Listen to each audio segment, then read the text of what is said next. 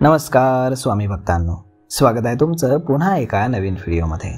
जय जय श्री स्वामी समर्थ. स्वामी भक्तांनो, हिंदू धर्मामध्ये महाशिवरात्रीला विशेष महत्त्वही दिलं जातं. महाशिवरात्रीच्या दिवशी महादेवाची पूजा आणि आशीर्वाद हा घेतला जातो.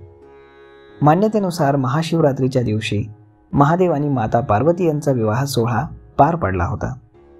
अनेक भक्त महाशिवरात्रीचं व्रत आणि पूजा करतात. महाशिवरात्रीची पूजा केल्याने तुमच्या सर्व इच्छा पूर्ण होतात आणि तुमच्या महत्त्वाच्या कामांमध्ये तुमची प्रगती होते. महाशिवरात्रीच्या दिवशी 2 प्रकारची व्रत ही केली जातात. महाशिवरात्रीच्या दिवशी निर्जला व्रत किंवा फळांचं व्रत हे केलं जातं. या दिवशी महादेवाच्या पिंडीची पूजा केली जाते. महाशिवरात्रीची पूजा प्रसन्न किंवा सकारात्मक मनाने करायला हवी. महाशिवरात्रीच्या दिवशी व्रत केल्याने तुमच्या कामांना यश मिळायला मदत होते. महाशिवरात्रीच्या दिवशी काही विशेष गोष्टींचं पालन केल्यानं तुमच्या आयुष्यामध्ये प्रगती होते. या दिवशी निर्जला उपवास केल्यानं तुम्हाला महादेव आणि माता पार्वतीचा आशीर्वाद मिळण्यास देखील मोठी मदत होते. निर्जला व्रत म्हणजेच पाणी किंवा अन्न न घेता संपूर्ण दिवस आणि रात्र उपवास केला जातो.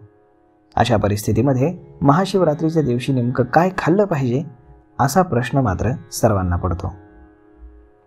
तर मित्रांनो, हिंदू कॅलेंडरनुसार फाल्गुन महिन्यातील कृष्ण पक्षातील चतुर्थी तिथीला म्हणजेच 26 फेब्रुवारी बुधवारी सकाळी 11:08 पासून 27 फेब्रुवारी रोजी सकाळी 8:54 असणार आहे. महाशिवरात्रीची पूजा ही रात्री केली जाते आणि म्हणूनच महाशिवरात्रीचं व्रत हे 26 फेब्रुवारी रोजी केलं जाणार आहे. महाशिवरात्रीच्या उपवासामध्ये विविध प्रकारची फळं तुम्ही खाऊ शकता. तुम्ही साबुदाण्याची खिचडी किंवा वडा, चेस्टनटच्या पिठापासून बनवलेली रोटी किंवा पराठा, मखाना खीर किंवा भाजलेला मखाना, दूध, दही आणि चीज किंवा सुकामेवा खाऊ शकता. महाशिवरात्रीच्या उपवासामध्ये धान्य म्हणजेच गहू, तांदूळ आणि इतर धान्य खाऊ नयेत. कांदा, लसूण, मुळा, वांगी, मांस, मासे किंवा तामसिक पदार्थांचं सेवन हे करू नये. महाशिवरात्रीच्या दिवशी सकाळी लवकर उठून महादेवाच्या मूर्तीला किंवा शिवलिंगाला पंचामृताने तुम्ही अभिषेक करा. यावेळी ओम नमो नमः शिवाय या मंत्राचा सातत्यानं जप करत राहा. यानंतर संध्याकाळी तुम्ही फळांनी उपवास सोडा. महाशिवरात्रीच्या दुसऱ्या दिवशी सकाळी लवकर उठून तुम्ही स्नान इत्यादी केल्यानंतर भगवान शिवाची योग्य पद्धतीनं पूजा करा आणि त्यांचा गंगाजलानं अभिषेक करा.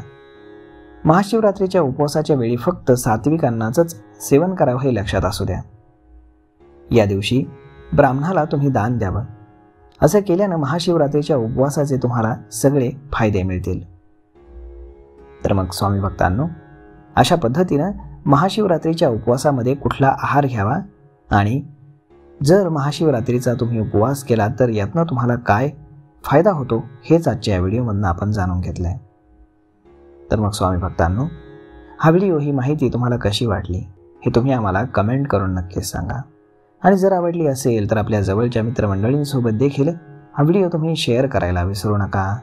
धन्यवाद.